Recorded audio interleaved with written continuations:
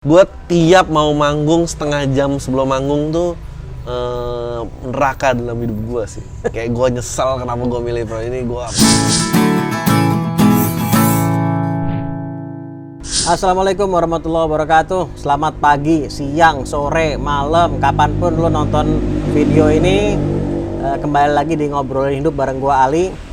Dan hari ini kita akan ngobrol-ngobrol bareng tamu kita, temen gue juga. Ada Adriano Colby di sini. Apa kabar, Wen? Baik, men. Kita mendingan kita ngobrol atau kita main basket aja deh? Ayo dong, boleh main basket boleh. Kita dari dulu soalnya bawaannya sedangnya main basket, tapi semenjak udah sekitar 60 tahun kita nggak main basket. Jadi kita ngobrol-ngobrol di sini aja. Thank you banget, man, lu udah hadir di sini, atau gue sebenarnya datang ke sini, tapi thank you udah mau meluangin waktunya. Oh iya juga. dong, mau dong. Kita langsung aja terus kita ngobrol-ngobrol santai. Gue melihat lu sekarang sebagai lu sebagai stand up comedian gitu ya. Kemudian lu juga salah satu pendiri dari Majelis Lucu Indonesia dan sebagai aktor juga dan banyak pengusaha juga gitu. Dan udah ketawa aja. Ya gue baru sekali aja diintroduce banyak gitu terus. baru nyadar ya. Oh iya juga ya gitu. Tapi mungkin yang paling stand out adalah stand up comedy gitu ya. Gue mau mulai dari sini, mungkin mau tanya dulu sama lu, men. Awal mulanya sampai lu punya ketertarikan sama stand up comedy itu dari mana? Kan lu pernah kerja sebagai copywriter, tapi kan bukan komedi per se gitu. Sebetulnya gue mulai ngikutin stand up mungkin sekitar 2006, 2005. Itu yang stand up ya, tapi sebelumnya gue selalu suka komedi di atas yang lain, di atas horor, di atas drama. Gue selalu lebih suka komedi. Oh, kalau bicara film gitu? Ya, bicara film ya, gitu. Gue selalu suka komedi, tapi begitu lihat stand up mungkin tahun 2006-an, 2005, 2006, wah gue tuh kayak, wah ini luar biasa banget ya gitu. Dan saat itu gue udah jadi copywriter juga. Copywriter nih ngapain nih? Jadi kalau copywriter tuh tahu, gitu. penulis iklan. Jadi apapun yang teks yang dibutuhkan dalam iklan itu yang ditulis oleh copywriter. Entah brosur, entah tagline, entah headline, entah skrip radio, entah skrip TV komersial, itu yang nulis copywriter. Okay. So menulis itu memang jadi karir. Dari tahun 2005, gue mulai kerja tuh 2005 Juni. Ya gue 2006 gue mulai jadi copywriter. Dan lu emang suka nulis atau? Ya suka menulis memang. Waktu SMA sih nggak banyak ya, tapi gue suka punya notes untuk lebih sifatnya scribble notes aja sih. Gue scribble notes nggak dipakai buat apa, nggak dipakai buat ngerayu, nggak dipakai. Pokoknya tapi note itu ada. Terus lalu kuliah memang ngambil komunikasi, jurusannya marketing dan advertising. Habis itu gue jadi copywriter. Nah jadi copywriter, gue ketemu deh tuh stand up. Dan gue kayak, wah ini menarik banget ya, orang bisa kayak gini. Lalu pada saat 2011, gue dulu waktu sempet ngantor di Kuningan, gue pulang kalau dari lewatin pasar festival tuh selalu lihat ada komedi cafe tuh. Dan di situ selalu ada sign open mic. Duh gue pengen banget ya open mic kayak gitu, pengen datang aja. Terus komedi cafe pindah ke Kemang. Oh, pengen datang nonton maksudnya? Pengen datang naik. Gue pengen datang naik. Karena once itu jadi profesi lo jadi kayak, gue kalau nulis tanpa brief, gue tuh siapa ya? Sebetulnya pertanyaannya itu pertama. Gue kalau nulis tanpa pesanan, nggak harus bikin apa, gue tuh kayak apa orang aslinya. Oh, artinya kalau sebelumnya itu iklan itu kan ada pesanan gitu, iya, maksudnya kan? Selalu ada, gue pengen bikin iklan ini, gue pengen gayanya kocak, atau gue pengen ini dramatis, sedih, semua by order kan. Jadi, ya betul ada kreativitas, tapi it's not necessarily you. Terus gue ngantor di Kemang, komedi cafe pindah ke Kemang tahun tapi ini kayak 5 tahun silam ya. Jadi 2006 kerjanya, terus 2011 dia komedi cafe pindah ke Kemang. Gue juga lagi ngantor. Gue ngantor di mana? Gue di kantor di Warung Buncit waktu itu. Jadi kalau pulang selalu lewatin itu. Gue datang. Gue pengen datang aja. Datang gue salah hari. Oh open mic nggak hari ini ya jadwalnya gitu. Open mic Rabu. Yaudah suka datang. Gue datang bawa 2 lembar kertas. Ini gue stand up. Yang bikin tertarik karena yang pertama sukses, yang kedua nggak lucu sama sekali. Kalau di open mic pertama banyak yang tawa. Yang kedua, oke, gue pengen bikin lagi ya, gitu. Nggak lucu sama sekali. Nah dari situ gue jadi obses aja kayak kenapa kemarin lucu yang sekarang nggak lucu ya gitu. Tapi kalau urutannya dibalik mungkin gue berhenti tuh. Kalau gue pertama kali itu abis gue out. Terus habis itu udah gue ya udah jatuh cinta dengan craftingnya, dengan ketegangannya, dengan cara menggiring opini orang-orang lalala. Jadi sebelum 2006 itu sama sekali nggak kepikiran untuk masuk ke dunia stand up? Nggak jauh lah, jauh Li. Maksudnya lo kan nggak kelas gue gitu, maksudnya apalagi lo di lingkungan 70, siapa sih yang di entertainment? Dikit kan, maksudnya ya kita kenal ya, 1 banding berapa, tapi ada Unge, misalnya ada Unge gitu. Ya Unge doang 1 banding berapa kan, ada Raditya Dika. Tapi Raditya Dika waktu kuliah, waktu itu masih kuliah. Tapi itu sesuatu yang jauh, nggak pernah tergapai, gue nggak ngeliat, bukan sesuatu yang dalam horizon gue. Sorry, artinya terpikir pun nggak, bukan pengen tapi ngeri itu nggak? Emang nggak kepikiran? Nggak kepikiran. Apa? Kalau balik lagi sebentar, Dri. Kalau gitu ada nggak momen kalau lu inget-inget gitu ya, momen lu ngelihat stand up tertentu kah, atau lu ngelihat film tertentu, atau emang lu ngelihat tulisan open mic itu atau apa? Enggak, gue selalu interested memang sama lucu. Kalau gue seneng kelucuan. Kenapa bisa ini lucu ya? Itu selalu ada dari SMP, SMA tuh gue selalu suka itu. Ya gue seneng ngeband, maksudnya kita semua ngalamin fase itu ngeband. Tapi kayak keren-kerenan di band nih kayak tepat nggak tepat ya gitu kayak. Sampai akhirnya 2006 nonton stand up, kalau nggak salah di YouTube tuh awal-awal lah. Ada cuplikan stand up kayak, wow bisa ya orang kayak gini. Gue nonton ada 2, Russell Peters sama Eddie Murphy. Eddie Murphy dulu tahun 83 sama 87. Raw itu ya? Raw sama Delirious. Delirious sama Raw, Delirious dulu. Ya udah abis itu kayak ini gimana cara mekanik ngubah ini gitu. Dan gue kayaknya gue ada beberapa cerita yang lucu gitu. Ya udah tuh ada open mic, gue mau datang aja, mau nggak ada orang, mau apa, pokoknya gue udah janji sama diri gue mau datang. Dan gue show up datang, salah hari mas, besoknya datang lagi, oke datang lagi, bawa 2 lembar itu. Kalau nggak kebertarisan, lu cerita mengenai apa gitu, pas pertama sama yang kedua, dan apa yang lo temuin, kok kemarin bisa lucu sekarang bisa nggak lucu ya gitu? Kayaknya yang pertama tuh gue lagi cerita tentang hubungan gue sama ibu gue, betapa ibu gue tuh nggak bisa menerima gue tuh udah gede. Temanya di sana? Ceritanya tentang bahwa ya dia nggak merasa tali pusar ini pernah dipotong aja sama dia. Buat dia selalu punya hak tentang gue. Ini we're talking about that, and then gue agak lupa. Gue ada catatannya tapi gue agak lupa. Abis itu yang kedua gue ngomongin tentang man and women relationship, terus nggak lucu aja. Dan gue kayak kenapa yang lucu? Dan ada nggak terus lo kayak lo kan menganalisa gitu kan? Ada nggak sesuatu yang lo temukan? Oh kayaknya ini deh yang bikin yang pertama lebih sukses dibandingkan yang kedua gitu?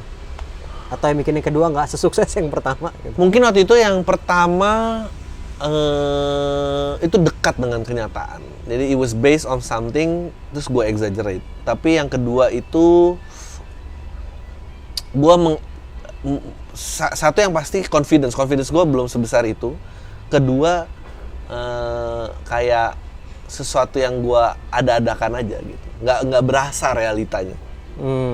Makanya kayak ini orang ngomongin apa sih gitu. It was not close to reality. Sampai akhirnya later gue pelajari bahwa ini tuh a make believe. So tugas lo adalah meyakinkan audience bahwa hey ini this actually happening loh. Gitu. That's the mystery ternyata. Lo harus bisa, mau itu kenyataan, mau itu buatan, lo harus convince the audience bahwa ini actually happen. Once mereka believe ini kenyataan, mereka akan ikutin lo. Dan itu butuh confidence yang sangat luar biasa dan jam tarung yang banyak sekali. Nah itu kayak gimana tuh? Kalau lu kan sebelumnya copywriter kan lu mungkin lebih di balik layar gitu kan, bukan lo yang tampil gitu. Tapi buat gue lebih mudah. Jadi work on confidence itu lebih mudah karena basisnya ada. Yaitu? Gue bisa nulis. Basisnya gue bisa nulis. Okay. Jadi gue selalu percaya yang mau disampaikan itu lebih penting daripada maksudnya ya bener lo harus punya kepercayaan diri. Tapi kalau lo nggak punya poin juga buat apa kepercayaan diri itu? Oke. Tapi sebaliknya juga kan, Dri? Kalau lu punya poin yang mau lu sampaikan, tapi secara message lu tahu apa yang mau lu sampaikan, tapi begitu di depan audience Menurut gua itu lebih nggak se-annoying politisi, maksudnya ngerti nggak sih? Kalau mereka punya confidence-nya tapi nggak punya poin buat disampaikan, ngerti nggak lo? Kalau gue kalau gue punya poinnya, gue tinggal perlu confidence-nya doang. Nah, gimana lu ngebangun confidence itu? Atau emang lu menurut lu emang lu udah ada aja gitu? Nggak ada. Lu tau gue lah di SMA. Maksudnya lu lihat gue di SMA, I've never been the leader. Gue nggak pernah menjadi ketua basket. Gue nggak pernah menjadi starter dalam tim. Lu lihat, maksudnya gue lu tahu angkatan gue dan gue yakin gue bukan orang pertama yang orang lain kenal. Jadi gue bukan orang itu sama sekali. Tapi ya gue berasa kayak tulisan gue lumayan lah gitu. Kayak gue bisa make ini gitu. Itu sih nggak ada, itu sih jatuh bangun aja. Gagal, dan habis itu kayak berhasil gagal. Makanya gue bilang gue beruntung banget pertama itu sukses, karena kebanyakan orang pertamanya nggak sukses, terus baru yang kedua gue nggak sukses. Nah, kalau itu dibalik, traumanya lebih besar daripada joy-nya, karena waktu pertama kali tuh ekstasi di kepala itu luar biasa banget, sangat menyenangkan. Habis itu lo kayak gimana ya cara dapetin lagi. Jadi ada apa rasanya yang berbeda, kayak misalnya saat lo nulis jadi sebagai copywriter nulis iklan atau apa gitu, terus iklannya sukses gitu misalnya, dibanding kalau lo saat lo perform dan terus orang benar-benar ketawa. Bedanya ownership-nya, kalau iklan bukan punya gue, ya gue dibayar, gue disewa. Maksudnya itu sukses ya udah syukur, bagus gitu. Ya gue bangga gue menjadi part dari kesuksesan itu. Tapi it was not mine alone. Sedangkan kalau stand up tuh pure, it was mine alone. Dan kalau tadi misal tadi stand up lo bilang kan lo punya message-nya dan lo juga sudah punya pengalaman untuk menulis sebelumnya, dan itu adalah bagian persiapan yang penting saat lo sebagai stand up comedian gitu. Cuma kayak gimana sih persiapan nulisnya, bedanya kalau copyright sama stand up comedy gitu? Kan tujuannya beda nih. Ya, ada ilmu-ilmu, ada kayak sainsnya gitu. Ada sainsnya. Jadi kalau iklan dulu tuh biasanya format klasiknya adalah ada problem, terus old solution fail, and then new solution dia succeed. Jadi ada problem, misalnya kumpul keluarga terus cuciannya kotor semuanya. And then dia akan masuk ke old solution. Ya dulu dibersihinnya pakai ini, and then didn't work. And then pakai solusi baru, and then pokoknya bersih, and then semua happy. Nah, kalau di stand up itu formatnya adalah setup, premis sama punchline. Jadi kita setup menciptakan situasi di mana kenapa gue mengencounter, gue ada dalam situasi ini. Kedua, gue punya premis. Premis itu pendapat gue ya, bahwa gue bingung terhadap sesuatu, maksudnya gue punya keresahan terhadap sesuatu, entah bingung, entah tidak setuju, gue setuju banget, gue apa. And then punchline, gimana caranya lo membuktikan premis yang lo sebut itu benar. Terus bagian lucunya di sebelah mana? Lucunya itu ternyata surprise-nya. Pada saat lo bisa membuktikan dengan cara yang orang tidak pernah terpikirkan sebelumnya, lo akan, oh iya juga ya. Gitu. Ada bukunya tuh, Jimmy Carr kalau nggak salah yang nulis dia. Ternyata manusia yang punya ide aha dengan hahaha itu bagian otak yang sama. Jadi pada saat dia menemukan, kalau pada saat dia di-present dengan solusi yang kita nggak pernah itu, hahaha itu extension dari aha punya ide. Ini kayak orang bilang otak kiri, otak kanan, gitu-gitu. Di bagian yang sama gitu. Iya, di bagian yang sama. Pada saat orang punya ide sama kayak sebetulnya terus gue akhirnya belajar, terus bergabung dengan Visinema dan segala macam, belajar storytelling. Semua itu sama.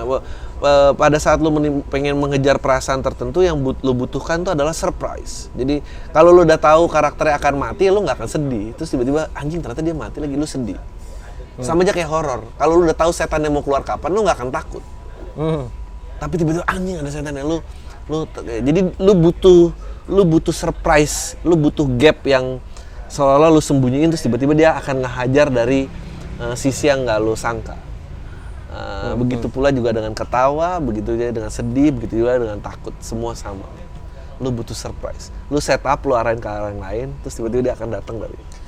Gue mau nanya sedikit nih terkait dengan itu nih. terkadang kan kayak baik film ataupun stand up, gue juga sangat senang nonton stand up gitu. Kadang ada yang sangat lucu gitu atau film sangat bagus, sangat nggak ketebak atau sangat sedih atau sangat lucu whatever.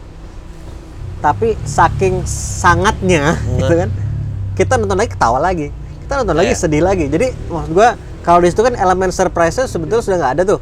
Ya, ya mungkin itu udah nyampur sama selera lo. Tapi kan kayak satisfactory lo aja. Begitu frekuensinya meningkat, dia mau nggak mau akan turun. Kalau dia tidak turun-turun dan dia masih itu, berarti dia memang kualitasnya bagus banget. Bagus banget. Tapi for the first time ya, maksudnya if you enjoy it for the first time, it's about the survive. Lain pas pertama kali itu juga ya. Tetap ada perbedaannya. Oke. Tapi ada rasa takut nggak saat lu memulai gitu? Selalu, until today masih takut. Gue tiap mau manggung setengah jam sebelum manggung tuh neraka dalam hidup gue sih. Kayak gue nyesel kenapa gue milih pro ini, gue apa deg-degan karena nggak ada formulanya. Kadang lu udah pernah tes, joknya works, tapi penonton yang berbeda, confidence level yang berbeda, tempat yang berbeda, itu bikin pengaruh beda banget. Dan ya, tapi kalau let's say yang paling pertama kali deh gitu, saat paling pertama kali banget lo mulai dengan mungkin yang sekarang meskipun tetap ada rasa takut gitu ya, ada perbedaan. Lo takutnya takut apa waktu pertama sama makin sini takutnya apa gitu? Kalau yang pertama takut semuanya, jadi confidence-nya apa aja tuh semua misalnya?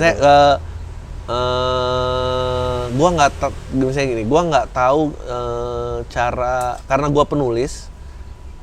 Jadi everything else was scripted. Jadi gue kalau ini nggak work, gue nggak punya plan lain untuk menyelamatkan diri, improv atau apa. Gue terlalu takut untuk improv. Jadi confidence-nya rendah. Gue cuma bertahan sama teks gue. Terus gue dulu tidak berani menghadapi penonton. Maksudnya gue cuma ya udah maksudnya memorizing apa yang ada di kertas saja. Tapi kalau sekarang itu takutnya gue bisa menghadapi penonton.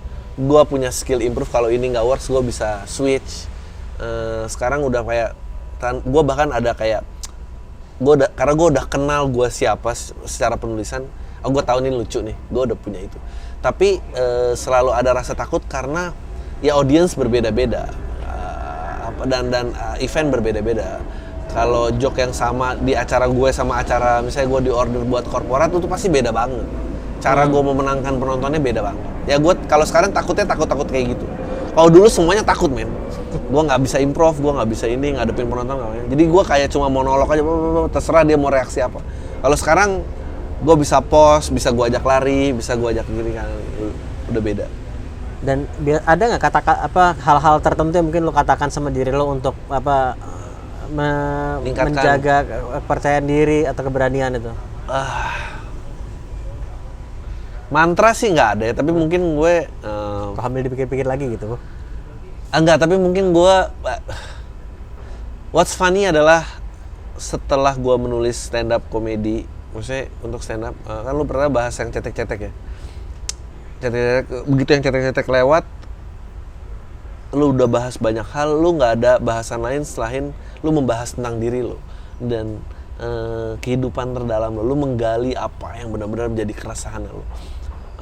Once lu ada di titik itu, tiba-tiba lu kayak bergerak ke self actualization aja. Jadi gue tahun depannya nggak lama gue mulai bermeditasi. Nggak lama lagi, setahun setelah itu gue ikut tinju karena high impact activity kayak tinju tuh keep my sanity banget. Jadi kalau sekarang tegang dan segala macam ya gue mengelola napas gue aja gitu, napas gue menenangkan diri. So it's a journey of mengenal diri lo siapa sih.